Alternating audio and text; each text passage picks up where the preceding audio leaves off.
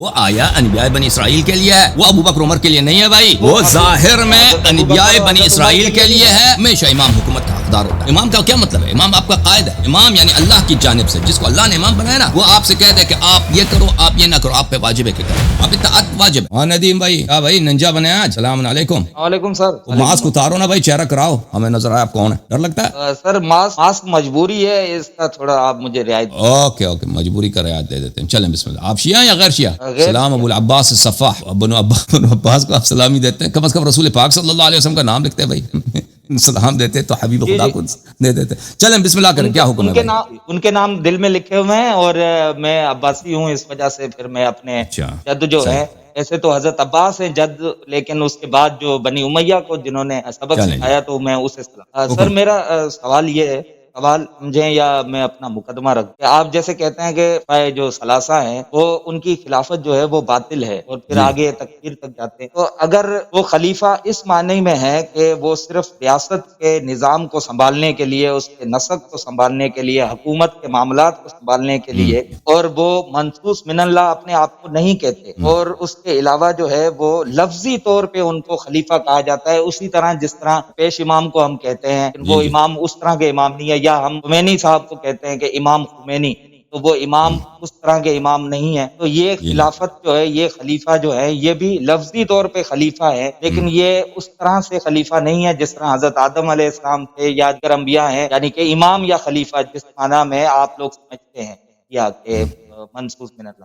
تو اگر یہ اس طرح نہیں ہے تو پھر اس میں مسئلہ کیا ہے؟ پھر کس چیز کا نزاع ہے؟ بات یہ ہے کہ جماعت مخالفین کی اکثریت، بلکہ ان کے جمہور، بلکہ وہ اجماعی طور پر تقریباً کہتے ہیں کہ ابو بکر عمر کی نس نہیں ہے، وہ نہیں کہتا ہے کہ ہماری خلافت نس ہے، وہ کہتا ہے مسلمانوں کی لیڈرشپ کے لیے ہم نے یہ انتظام کیا ہے کہ ان کی حکومت سنبھالنے کے لیے بھائی صحابہ نے کہا کہ ابو بکر پہلے بن جائے، پھر ابو بکر نے کہا کہ عمر بن جائے، اس سلسلے سے تو یہ تو کہتے نہیں ہے کہ اللہ کی جانب سے ہے، رسول صلی اللہ علیہ وسلم کی جانب سے ہے، تو اس میں مشکل کیا ہے؟ مشکل یہی ہے میرے بھائی کہ اللہ اور رسول نے نہیں بنایا اس کو مسلمانوں کا قائد اور مسلمانوں کا حاکم اور مسلمانوں پر حکومت کرنے کا پوزیشن ان کو اللہ اور رسول صلی اللہ علیہ وسلم نے نہیں دیا، اور اللہ اور رسول صلی اللہ علیہ وسلم نے یہ بھی مسلمانوں کو یہ حق نہیں دیا ہے کہ تم اپنا شورا سے یا کسی اور طریقے سے تم اپنا حکمران بناؤ۔ بالکل ان کی حکومت کیا ہے؟ ان کی حکومت باطل ہے، بدعت ہے۔ مشکل یہی ہے، رسول اللہ صلی اللہ علیہ وسلم جب تک زندہ تھے کوئی ان کے سامنے کوئی حکمران بن سکتا تھا مسلمانوں کا؟ اب رسول صلی اللہ علیہ وسلم کو پیچھے ہٹا دے کہ میں آپ کا حاکم ہوں، نہیں کر سکتا، ٹھیک ہے نا؟ جب تک وہ زندہ ہے تو کوئی نہیں کر سکتا۔ اب وہ دنیا سے گئے، انہوں نے اپنے بعد کے لیے مسلمانوں کا امام تعین کر کے گئے، انہوں نے تعین کیا اہل بیت طاہرین علیہ السلام کو، امیر المؤمنین علیہ السلام کو۔ جب مسئلہ کو اللہ اور رسول صلی اللہ علیہ وسلم نے سالو کیا، اس کے لیے اس شخص معین کیا، امامت کے لیے، خلافت کے لیے، حکومت کے لیے، آپ اس کی حکومت، امامت، خلافت کو نہ مانیں، ان کی قیادت کو نہ مانیں، ایک شخص جس کی نہ امامت ہے، اور جو آپ خود کہتے ہیں اپنے زبان سے اعتراف کرتے ہو کہ نہ اللہ نے اس کو بنایا، نہ رسول صلی اللہ علیہ وسلم نے بنایا، صحابہ نے بنایا۔ بات یہی ہے کہ بدعت اسی کو کہتا ہے نا، بدعت کی شاخ و دم تھوڑی ہوتی ہے، بدعت یہی ہوتی ہے کہ اللہ کی جانب سے نہیں، رسول صلی اللہ علیہ وسلم کی جانب سے نہیں، لوگوں نے اللہ اور رسول کی مخالفت کرتے ہوئے بنایا۔ ہمارے سارا موقف یہ آپ نے خود ہی بیان کیا، ہمارا موقف یہی ہے، پرابلم بہت اس میں واضح ہے۔ سر اس میں اگر مخالفت ہوتی تو پھر وہ جیسے کہ آپ فرماتے ہیں کہ حضرت علی علیہ السلام جو ہیں وہ ان کے مسائل حل کرتے تھے، ان کو مشورہ بھی دیتے تھے، اور وہ جو مجذوب خاتون کی سزا کا مسئلہ تھا اس میں بھی انہوں نے گائیڈ کیا اور انہوں نے مانی وہ ان کے مشورے کو۔ اس کے علاوہ جو ایران کی طرف جو جنگ کی مہم تھی، جنگی مہم بھی ان کو سمجھائی کہ آپ کس طرح سے کریں۔ پھر اس کے علاوہ مختلف مواقع پہ آپ کہتے ہیں کہ جب یہودی نجران و نصارہ بھی جب آتے تھے تو یہی خلیفہ کہتے تھے کہ اگر آپ کو مسائل کا حل چاہیے، علمی مسائل کا حل، تو آپ وہاں جائیے، وہاں سے آپ کا حل ہوگا۔ دیکھیں آپ کی پوزیشن کافی سافٹ ہو گئی ہے نا دوسروں کے مقابلے، وہ دوسرے تو کہتے ہیں کہ امیر المومنین علیہ الصلوۃ والسلام نے ان سے بیعت کی ہے، ان کے جانب سے گورنر رہے ہیں، ان کی جانب سے چیف جسٹس رہے ہیں، وہ ساری باتیں جھوٹ ہیں بھائی، بیعت کی کہانی جھوٹ ہے، وہ خود آپ کی اپنی کتابوں سے جھوٹ ہے، نہ صرف ہماری کتابوں سے۔ یہ چیف جسٹس رہے ہیں، اس کی کوئی سند نہیں ہے، یہ ان کے مشیر رہے ہیں، اس کی کوئی کچھ بھی نہیں ہے، یا ان کی جانب سے کوئی وہ کمانڈر آرمی کے رہے ہیں، یا ان کی جانب سے گورنر رہے ہیں، یہ تو آپ کے علماء نے آپ کے مساجد سے، جامع مساجد ہیں ان مدارس سے، اور آپ کے جو دینی پروگرام ہے، دینی جو پبلیکیشنز ہیں، ان میں یہ جھوٹ بہت مشہور کر دی، لیکن وہ ان میں سے کوئی بھی صحیح نہیں۔ اب آپ نے جن چیزوں کا کہا ہے نا، امیر المؤمنین علیہ الصلوۃ والسلام نے بعض اوقات پر مثلا ایک مجنونہ عورت ہے، اس پہ یہ لوگ کیا کرنا چاہتے ہیں، اس پہ حد جاری کرنا چاہتے ہیں، اس کو سنسار کرنا چاہتے ہیں، ایسے مواقع پر امیر المؤمنین علیہ السلام نے ان کی مدد کیا۔ میرے بھائی اس سے ان کی حکومت کی تائید نہیں ہوتی۔ اگر ایک مظلوم عورت ہے، سنسار آپ نے دیکھا، سنسار کا موت جو ہے وہ بہت دردناک موت ہے، وہ کوئی مذاق نہیں ہے. اس کو پتھر، ایک عورت کو آپ اتنے پتھر ماریں کہ تاکہ وہ جان بحق ہو جائے، یعنی اس کے کھوپڑے پہ اتنے پتھر مارتے ہیں اس کا چہرہ وغیرہ خونی ہو جاتا ہے. وہ تو یعنی اللہ نے بنایا اسی لیے سنسار کو تاکہ کوئی دوسرا جرات نہ کرے گناہ کرنے کی. اب ایک بے گناہ عورت ہے بھائی، اللہ نے اس پہ کچھ حرام ہی نہیں کیا. جب عقل نہیں ہے تو آپ پہ نماز واجب نہیں ہے، شراب حرام نہیں ہے، زنا جب عقل ہی نہیں ہے اللہ نہیں پوچھے گا، گرفت ہی نہیں کرے گا اللہ. اب یہ لوگوں دیکھیں ان کی اپنی کتابوں میں کہ مجنونہ پر، وہ بخاری میں بھی موجود ہے، مجنونہ پر یہ ان کی عقل اتنی ہے، خلیفے کی عقل اتنی کہ مجنونہ پر پاگل عورت پہ حد جاری کرنے لگے تھے. بھائی عقل ان کی اتنی تھی. تو اب اس موقع پر اگر امیر المؤمنین علیہ السلام ایک مظلوم کی جان بچانا چاہتے ہیں، یہ اس کی خلافت کی تائید نہیں ہے. ابھی آپ اگر لاہور میں نا، لاہور کے کوئی گورنر کوئی غلط کام کرتا ہے، کوئی آدمی مرنے والا ہے، کوئی کسی کی دکان پہ قبضہ ہونے والا ہے، یا کسی بیوی کسی یتیم کی جو ہے یا کسی بیوہ کی اس کی پراپرٹی پہ قبضہ ہونے والا، آپ سے کچھ ہو سکتا ہے. آپ نے وہاں پہ کارروائی کر لی، مثلا سمجھا دیا لوگوں کو بھائی ایسا نہیں، آپ کا اثر رسوخ ہے، آپ نے کچھ کر لیا. اس کا مطلب یہ نہیں کہ آپ گورنر کی تائید کرتے ہیں یا اس حکومت کے آپ مخالف نہیں ہیں یا حکومت کو آپ شرعی سمجھتے ہیں. یہ واضح ہے. اسی طرح آپ نے جو یہود و نصارہ آتے تھے، اس کے واقعات کتب میں بہت ہیں. یہود و نصارہ آتے تھے ان کے علماء سوال کرنے کے لیے، کیونکہ ان کے پاس علم تھا، ان کے پاس پرانے انبیاء علیہ الصلوۃ والسلام کے بہت سارے احادیث تھے، علوم تھے، شرائع ان کے پاس موجود تھے. وہ سوال کرتے تھے کہ اللہ کے صفات کیا ہیں، عرش کیسا ہے، اللہ نے سب سے پہلے کیا بنایا ہے، اللہ نے اس کے بعد کیا بنایا ہے، قیامت کے دن کیسا ہوگا. تو ان کے پاس یہ چیزیں موجود تھی، تو وہ آ کے ٹیسٹ کرتے تھے. جب وہ آتے تھے مسلمانوں کے پاس، آپ کا خلیفہ کون ہے، ابو بکر، اس سے پوچھتے تھے، اس کو کچھ نہیں معلوم، اس کو کچھ نہیں معلوم. یا عمر سے پوچھتے تھے، اس کو اس کے واقعات بہت زیادہ ہیں. اس کے بعد وہ تو کہتے تھے کہ اب آپ کا دین ہی باطل ہے. تو پھر کچھ صحابہ اٹھ جاتے تھے کہ ہم آپ کو لے کے چلتے ہیں اس شخص کے پاس جو آپ کے ہر سوال کا جواب دے گا. سلمان، ابو ذر، یہ لوگ ان کو اٹھا، یا خود عمر کہتے تھے کہ ہمارے پاس ان باتوں کا جواب نہیں، وہ نوجوان کے پاس آپ جائیں. وہ آتے تھے، اپنے سوالوں کے جواب لیتے تھے اور کلمہ پڑھ کے چلے جاتے تھے، مسلمان ہو جاتے تھے. تو اس میں حکومت کی تائید کہاں ہے کہ خلافت کی تائید کہاں ہے؟ خلافت کی تائید کہاں؟ اگر امیر المؤمنین علیہ السلام ایک کافر کو مسلمان بنا رہے ہیں اور اسلام کی رسول پاک صلی اللہ علیہ وسلم کی عزت بچا رہے ہیں، اور اس میں خود ابو بکر عمر کی نااہلی اسی واقعے میں ثابت بھی ہو جاتی ہے، تو اس سے اس کی کہاں اس کی خلافت بن جاتی ہے؟ ابو بکر عمر کی خلافت سے ہی ہوتی ہے. یا مثلا ایران کا جو تھا، ایران تو نہیں تھا اس زمانے میں، فارس کہتے تھے، عربی میں فارس بولتے ہیں، فارسی میں فارس بولتے ہیں. فارس کے لوگوں نے جو اس وقت مسلمان نہیں تھے، اس وقت وہ زردشتی تھے، کافر تھے، مجوسی تھے، تو ان لوگوں نے بہت بڑا لشکر تہیہ کیا تھا اور وہ بڑے جنگجو تھے. اس زمانے میں فارس کے ایک سپر پاور تھا. تو وہ آ کے مدینہ تک صفایا کرنا چاہتے تھے کہ مسلمانوں کا ایک دفعہ ہم ان کو ایک سبق سکھائیں،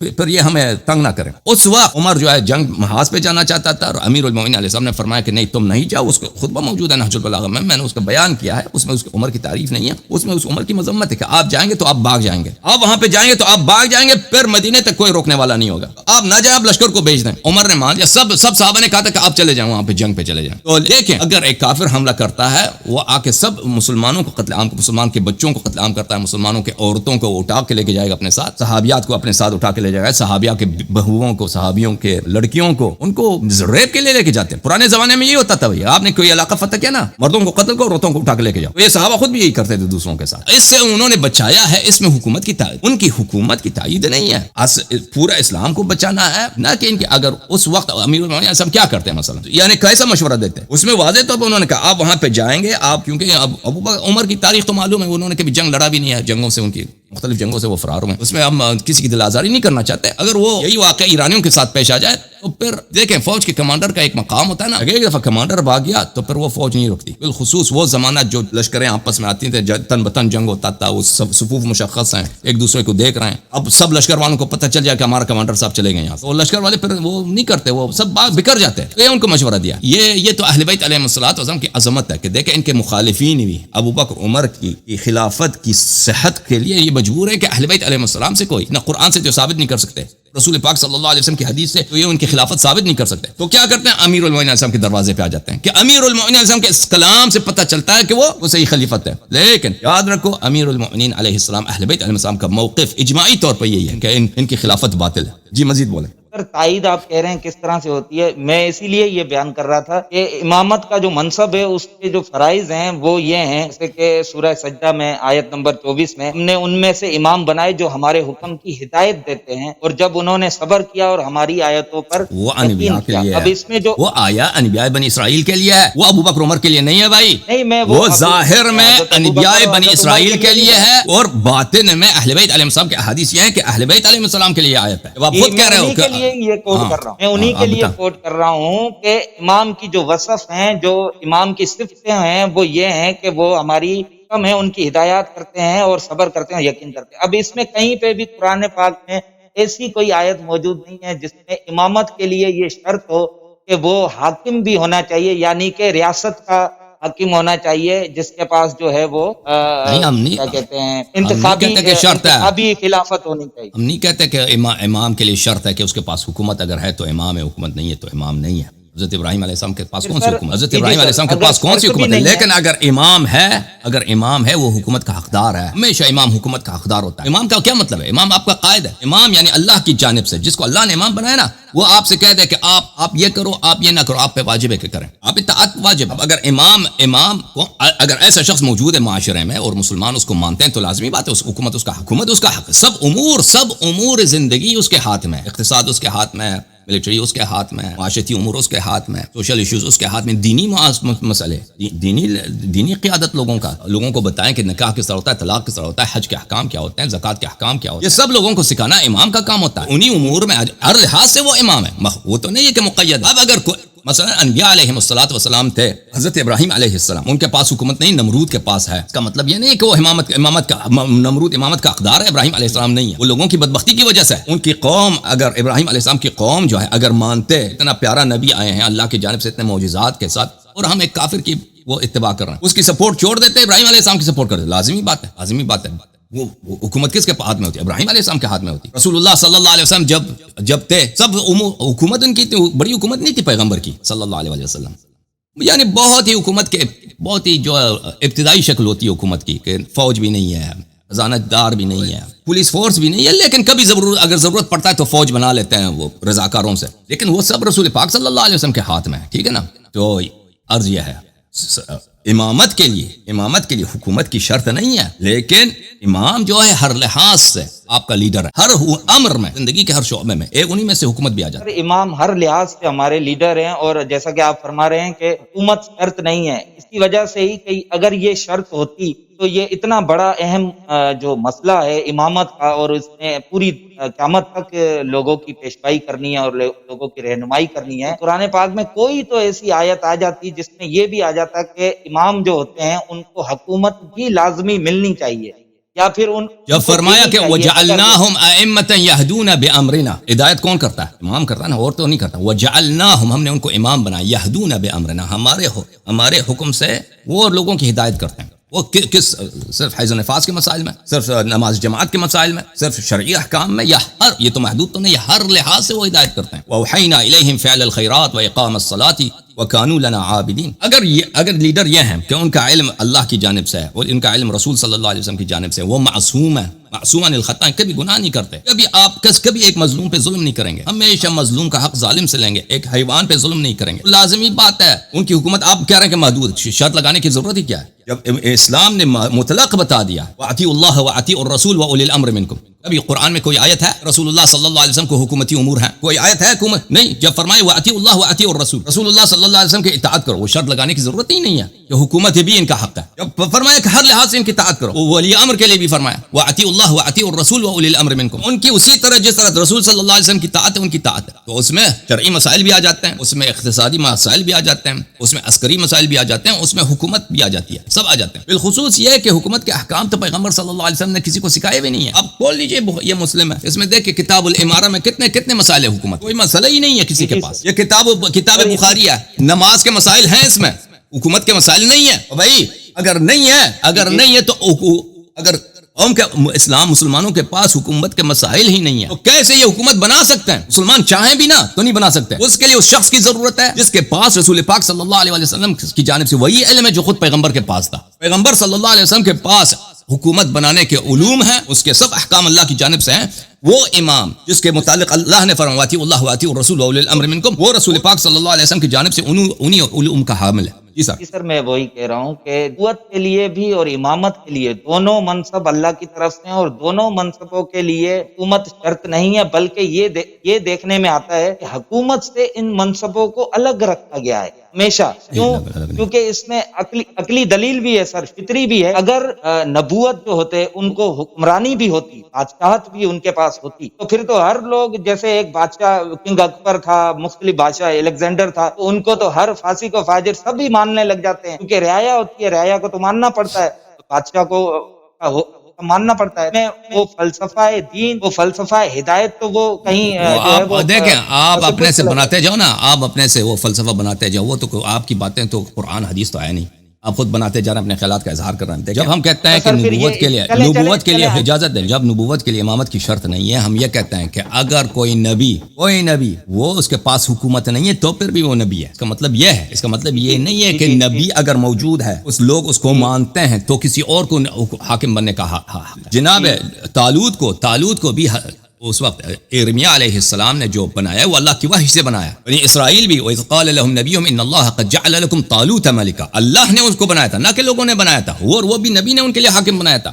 عرض یہ ہے میرے عزیز، اگر لوگ مانتے ہیں جیسے ہمارے نبی صلی اللہ علیہ وسلم ہے، ابھی مکے میں جب ہوتے ہیں ان کے پاس حکومت نہیں ہے پھر بھی نبی ہے، پھر بھی رسول ہے. جب مدینے میں آئے ان کے پاس ایک ابتدائی حکومت ہے، وہ ابتدائی حکومت ہے. اب ان کی نبوت، ان کی رسالت، ان کی امامت کے لیے حکومت رکھنا شرط نہیں ہے کہ اگر حکومت نہیں ہے تو نبی نہیں ہے. لیکن اگر حکومت وہ کرنا چاہیں، ان کے پاس پاور ہے، وہ ان کا حق ہے، کسی اور کا حق نہیں. اور کسی اور کو اللہ نے بنایا نہیں حاکم. بھائی آپ دیکھیں کس کو بادشاہ بنایا. اسلام میں کسی کو حق دیا ہے کہ آپ لوگوں میں حکومت کرو؟ صحابہ کو دیا ہے؟ آپ خود کہتے ہو کہ ان پہ نص نہیں ہے. تابعین کو دیا ہے، بنی امیہ کو دیا ہے، بنی عباس کو دیا ہے، کسی کو نہیں دیا. صرف رسول پاک صلی اللہ علیہ وسلم کی خلافت ہے.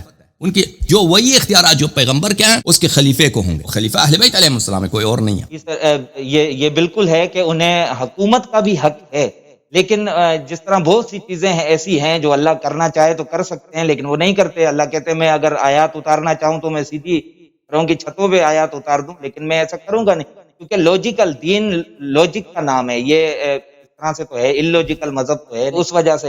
اچھا سر، لوجک کیا ہے؟ لوجک کیا ہے بھائی؟ لوجک ہمیں سمجھاؤ، تم لوجک ہمیں سمجھاؤ نا.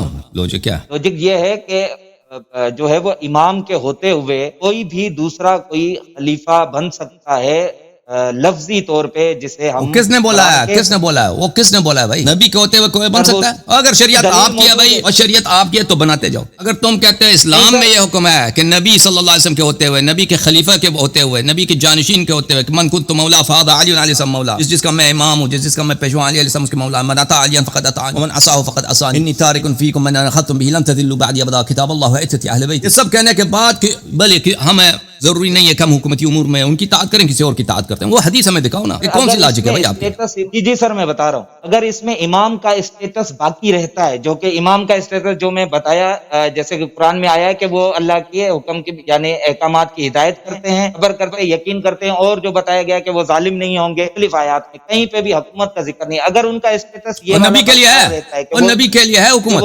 نہیں سر، ختم بات. نبی کے لیے نہیں ہے. اب نبی صلی اللہ علیہ وسلم مدینے میں، ٹھیک ہے، کسی اور کو حاکم بننے کا حق ہے، کسی اور کو پیشوا بننے کا حق ہے بھائی. یہ کون سی مذاق ہے؟ نبی چاہیں تو بنا سکتے. نبی چاہیں وہ حسبی حاکم وہ خود ہوں گے بھائی. اگر وہ کسی کو مثلا اپنی جانب سے پرائم منسٹر کے طور پہ رکھ دیں کہ بھائی تم یہ امور چلا دو، ایسے انہوں نے کبھی نہیں کیا. نبی صلی اللہ علیہ وسلم جب تھے وہ خود ہی چلاتے تھے نا، کسی کو تو انہیں بنایا نہیں. اگر وہ چاہتے یہی امام کے لیے ہم کہتے ہیں حکومت کا حقدار جس طرح نبی ہے، اس کا خلیفہ، اس کا جانشین، اس کا حقدار ہے. اگر وہ چاہے، مثلا اس طرح ہوا نہیں ہے لیکن وہ آپ کہہ رہے ہیں، اگر وہ چاہیں بھائی میں اس آدمی پر مجھے اعتماد ہے، میں آپ کو اس کا پرائم منسٹر بنا لیتا ہوں اور جب چاہوں اس کو عزل کروں، تو ٹھیک ہے بھائی، یہ اختیار ہے، ہم اس کو منع نہیں کریں. وہ جو کہے وہ صحیح ہوتا ہے. معصوم جو کہے وہ صحیح ہوتا ہے. بنانے سے سر یہ ہوگا سر، اس کے بنانے سے یہ ہوگا کہ نبوت کو کچھ نہیں، نبوت میں کوئی خلل نہیں آنا. اسی طرح امامت میں بھی کوئی خلل نہیں، وہ اسٹیٹس برقرار ہے. وہ صرف ایک ریاست کو چلانے کے لیے، کیونکہ ریاست میں کئی جھول جھال ہوتے ہیں، اس میں ایسے. تو نبی نے ایسا کیوں نہیں کیا؟ آپ اتنے سمجھدار ہیں، آپ اتنے سمجھدار ہیں ماشاءاللہ، تو نبی نے ایسا کیوں نہیں کیا صلی اللہ علیہ وسلم؟ ہوتے نا وہ کر لیتے نا، کہتے کہ میں نبی ہوں، میں شرعی مسائل میں بتاتا ہوں بھائی. باقی امور حکومت کے، روم سے کب جنگ لڑنا ہے، مثلا شام والوں سے کب جنگ لڑنا ہے، ابو سفیان سے کب، یہ میرا کام نہیں ہے، اس میں بہت جھول جال ہے، یہ میں ابو بکر کے حوالے کرتا ہوں. کیوں نہیں کیا سر؟ اس میں امام اپنی شریعت نہ بناؤ، چھوڑ. اوکے اپنے عالم کو لے کے آئے ہیں، کسی عباسی مولوی کو لے کے آئے. کائنڈلی سر، مجھے پتا تھا آپ ایسے کریں گے، مجھے دکھ ہوگا سر، مجھے دکھ ہوگا. اگر کیا دکھ ہوگا بھائی؟ آپ کے سوالات کا جواب دے دیے نا. آپ شریعت نازل کر رہے ہیں اپنی. نہیں، میں اپنی شریعت نازل نہیں کر رہا. دیکھیں، آپ ہی کہتے ہیں کہ نبی اکرم نے اپنی ازواج سے کہا کہ میرے بعد جو ہیں یہ فلاں فلاں خلیفہ بنیں گے، تو یعنی انہوں نے تجویز کر دیا نا کہ امامت. تجویز نہیں کیا بھائی، تجویز نہیں کیا. اللہ اس نے خبر دیا ہے، اس نے نہیں کہا کہ یہ شرعی ہوگا یا میں اس سے راضی ہوں. انہوں نے فرمایا کہ ان کو حکومت ملے گی، حکومت ملے گی. اللہ کو پتہ ہے کہ جب میں کہوں گا، دیکھو اللہ کو پتہ ہے کہ جب میں کہوں گا کہ فرشتے سجدہ کرو آدم کے لیے، ابلیس نہیں کرے گا. اس کا مطلب یہ ہے کہ اب ابلیس سے وہ راضی ہے کہ ابلیس سجدہ نہ کرے تو اس نے اچھا کام کیا. اب اگر رسول اللہ صلی اللہ علیہ وسلم کو پتہ ہے دیکھیں کہ فلاں شخص فلاں دن وہ فلاں جگہ پہ زنا کرے گا، ٹھیک ہے نا، اس کو پتہ، اس نے کسی کو بتایا بھی ہے کہ وہاں پہ ایسا گناہ ہونے والا ہے، اس کا مطلب یہ ہے کہ نبی صلی اللہ علیہ وسلم سے راضی ہیں، اس کو تجویز کیا. عجیب بات کرتے ہو تم لوگ. تجویز میں نہیں کہہ رہا ہوں، وہ میرے آپ نے بھی تجویز کہا. نہیں، وہ غلطی ہو گئی مجھ سے، وہ تجویز میں نے نہیں کہا، لیکن ایسا ہوگا، یعنی یہ نبی نے بتا دیا. تو ابھی ایسے جیسے سر ابھی آپ ہیں امریکہ میں رہتے ہیں، جو بائیڈن آپ کے یعنی وہ حاکم ہے وہاں کے یونائٹڈ اسٹیٹ آف امریکہ کے، آپ ان کو مانتے بھی ہیں، لیکن میں ان کو مانتا ہوں کہ وہ امریکہ کے صدر ہیں. میں نہیں مانتا کہ وہ شریعت میں وہ شرعی صدر ہیں. وہ خود بھی یہ ادعا نہیں کرتے کہ وہ اسلام کی روح سے وہ کوئی پریزیڈنٹ ہے. اس وقت کوئی امام موجود ہیں جب آپ بائیڈن کو مانتے ہیں؟ اوکے میرے بھائی، میں بائیڈن کو جیسے میں پاکستان میں مانتا ہوں کہ آپ میرے ساتھ گفتگو کر رہے ہیں نا، میں تو یہ نہیں کہہ رہا کہ آپ اللہ کی جانب سے میرے ساتھ گفتگو کر رہے ہیں. بائیڈن کی حکومت کوئی شرعی حکومت تھوڑی ہے، وہ ایک سیکولر گورنمنٹ ہے. جیسے رسول پاک صلی اللہ علیہ وسلم کے زمانے میں روم میں مثلا ایران میں فارس میں وہاں کے بادشاہ بھی ہوتے تھے، ٹھیک ہے نا. اب کوئی انکار کرتا ہے کوئی؟ جی بالکل ہم مسلمان مانتے ہیں چپ کرو. رسول پاک بالکل ہم پیغمبر کے ہوتے ہوئے بادشاہ مانتے ہیں. کس کو؟ ایران کا بادشاہ کون تھا؟ ایران کا بادشاہ تھا خسرو پرویز تھا، کیا نام تھا اس کا؟ وہ تھا، مانتے ہیں اس کو، وہ ایران کا بادشاہ. ہم لیکن نہیں کہتے کہ وہ شرعی تھا، یہ حقیقت ہے، ہم اس کا انکار کر سکتے ہیں کہ ایران کا بادشاہ خسرو پرویز ہے. اب ٹھیک ہے نبی صلی اللہ علیہ وسلم موجود ہیں، ہم نہیں کہتے کہ وہ خسرو پرویز جو وہ ایک شرعی بادشاہ ہے اس کی طاعت واجب ہے، نہیں، وہ ایران کا بادشاہ اپنے زور سے بادشاہ بنا ہے شرعی. اسی طرح کافی ہے بھائی، اپنے عالم کو لے کے ابھی میرے باتوں کو سوچو، آپ سب کا وقت ضائع کر رہے ہو. Thank you sir. اس کا اگر ہم کہتے ہیں کہ نا امریکہ کا صدر بائیڈن ہے، رشیا کا صدر پوٹن ہے، ہم نہیں کہتے کہ یہ کوئی شرعی ہے یا کوئی اللہ کی جانب سے، نہیں، یہ سیکولر گورنمنٹس ہے، یہ اپنے زور سے اپنی سیاست سے کوئی صدر بنتا ہے، کوئی پرائم منسٹر بنتا ہے، کوئی چیف منسٹر بنتا ہے، کوئی اپنا بہت بڑا کمپنی بنا لیتا ہے. یہ سب حقائق دنیا کے، ہم اس کو انکار کر سکتے ہیں. ابو بکر ایک زمانے میں اس کو خلافت ملی ہے، ہم انکار کرتے ہیں؟ کبھی انکار نہیں کرتے. ابو بکر کی خلافت ثابت کرنے کی ضرورت ہی نہیں ہے. ابو بکر خلیفہ ہے، ایک زمانے میں وہ خلیفہ تھا لیکن اس کی خلافت غیر شرعی ہے، وہ غاصبانہ خلیفہ بنا، ٹھیک ہے نا. جیسے جو بائیڈن ہے، جو بائیڈن وہ کوئی شرعی پریزیڈنٹ نہیں ہے، شریعت کے روح سے وہ پریزیڈنٹ ہے، نہیں، اللہ کے حکم سے نہیں بنا، وہ امریکہ کے قوانین کے روح سے اپنے سیاست کے زور سے وہ بنا. یا پاکستان کا مثلا پاکستان کا جو آپ کا صدر ہے وہ اللہ کی جانب سے صدر ہے، نہیں ہے. اس میں کوئی تضاد ہی نہیں ہے بھائی. آپ پتہ نہیں آپ کے ذہن میں کیا چیز ہے. اگر ہم نے ابو بکر کو خلیفہ مان لیا تو یہ اس سے اہل بیت علیہ السلام کی خلافت باطل ہو جاتا ہے. نہیں، ابو بکر بالکل حاکم وقت تھا، لیکن جیسے فرعون حاکم وقت تھا، موسیٰ علیہ السلام بھی ہیں. ہاں بھائی، بھی ہم انکار کرتے ہیں کہ مصر کا جو بادشاہ تھا وہ فرعون تھا. موسیٰ علیہ السلام بھی ہیں، موسیٰ بھی ہیں، فرعون بھی ہے. فرعون بھی بادشاہ تھا، کوئی نہیں کہہ سکتا وہ بادشاہ نہیں تھا، بادشاہ تھا. موسیٰ علیہ السلام بھی اللہ کی جانب سے نبی ہیں، رسول ہیں. ان دونوں باتوں میں تضاد ہی کیا ہے؟ کوئی تضاد نہیں ہے. ہم نے کب کہا کہ فرعون اللہ کی جانب سے اللہ کے حکم سے بادشاہ بنا، اس کی حکومت شرعی تھی؟ اگر ہم یہ کہتے ہیں فرعون اللہ کی جانب سے بادشاہ بنا ہے اللہ کے حکم سے، تو پھر آپ کہہ سکتے ہیں کہ بھئی یہ کیسے ہو سکتا ہے کہ موسیٰ علیہ السلام کے ہوتے ہوئے یہ بادشاہ بنے. اوکے، ابھی thank you sir, thank you. ابھی آپ 1 منٹ کے لیے بات کریں، پھر آپ سے خداحافظی. 1 منٹ صرف آپ کے پاس. سر مجھے بات کرنے دے، مجھے پتا ہے سر یہ ایسا ہوگا میرے ساتھ، کیونکہ یہ باتیں کچھ طریقے کی آپ دلیل مانگتے ہیں ہر چیز کی، وہ اس طرح سے ایک کراٹے کاز کے سامنے کراٹے کاز آئے نا تو پھر صحیح طرح فائٹ ہوگی. لیکن اب ہم آپ کے سامنے آ رہے ہیں تو وہ صحیح طریقے سے آپ. میں یہی کہہ رہا ہوں کہ میرا اصل میں مدعا یہ ہے، میں وہ واضح بتا دوں. آپ نینجا ہے، میں کراٹے کی کیا بات ہے، لباس آپ کا نینجا، کراٹے سے بھی آ گیا. بہت شکریہ سر، میں نینجا ہی ہوں. تو سر میں یہی کہہ رہا ہوں کہ امامت کے ہوتے ہوئے، جس طرح ابھی میں نے مثال اسی لیے دی تھی کہ امام مہدی علیہ السلام کے ہوتے ہوئے آپ مان رہے ہیں نا مختلف حکمرانوں کو، تو حضرت عمر، حضرت ابو بکر، حضرت عثمان، وہ بھی اس طرح کے ایک حکمران.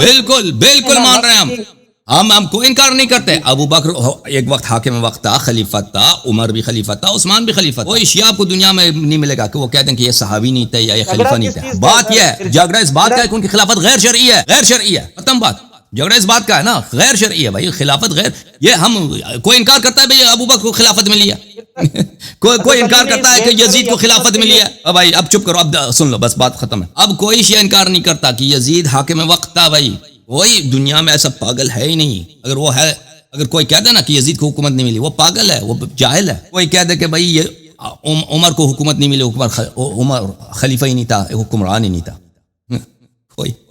کوئی شیعہ آپ کو ایسا نہیں ملے گا. اگر ایسا کوئی شیعہ ہے وہ بیچارہ جاہل ہے, وہ نہیں جانتا, ٹھیک ہے نا. بات یہ ہے کہ عمر کی خلافت, عمر کی جو حکومت ہے وہ غیر شرعی ہے, اس کی مشروع ہونے کی کوئی دلیل نہیں ہے. جو اللہ کا حکم ہے, جو رسول صلی اللہ علیہ وسلم کا حکم ہے, وہ یہ ہے کہ اللہ اور رسول کے بعد امیر المؤمنین علی بن ابی طالب علیہ السلام مسلمانوں کے امام, مسلمانوں کے سیاسی پیشوا, مذہبی پیشوا, عسکری پیشوا اور قائد ہیں, یعنی خلافت ان کی ہے. لیکن مسلمانوں نے, صحابہ نے اس کو نہیں مانا, ان کے ساتھ غداری کی, انہوں نے ابو بکر عمر کو حکومت دے دیا. پاور پلے ہوا اور وہاں پر سیاست ہوئی ہے, غداری ہوئی ہے اہل بیت علیہ السلام کے ساتھ. جھگڑا اس بات کا ہے. اب آپ کو اتنا بات نہیں سمجھ آئی نا. پچھلے ہفتے بھی ان کا ایک شخص آیا تھا, وہ کہتا ہے آپ کیسے کہتے ہیں کہ آپ نے مان لیا ہے کہ ابو بکر خلیفہ تھا. جی ہاں, یہ کوئی شیعہ منکر نہیں ہے بھائی کہ ابو بکر کو خلافت ملی ہے. ابو بکر صحابی تھا, یعنی رسول صلی اللہ علیہ وسلم کو اس نے دیکھا, وہاں پہ جا کے بیٹھتا تھا, نماز پڑھتا تھا ان کے پیچھے, اسلام لایا ظاہری طور پر. اس کو کوئی شیعہ اس کا مخالف نہیں, منکر نہیں. ان سب باتوں کو سب شیعہ مانتے ہیں. اگر کوئی شیعہ اس کا انکار کرتا ہے تو وہ بیچارہ وہ بہت ہی جاہل ہوگا. یہ روتے ہیں اسی بات پر ہیں کہ یزید وہ حاکم وقت ہے, اس نے امام حسین علیہ السلام کو شہید کیا ہے. اسی بات پہ سینہ زنی ہوتی ہے, اسی بات پہ ماتم ہوتا ہے. اوکے میرے ننجا بھائی, اب جو ہے نا ساڑھے کول آئے نے را تو بسرحت سنگے اور شے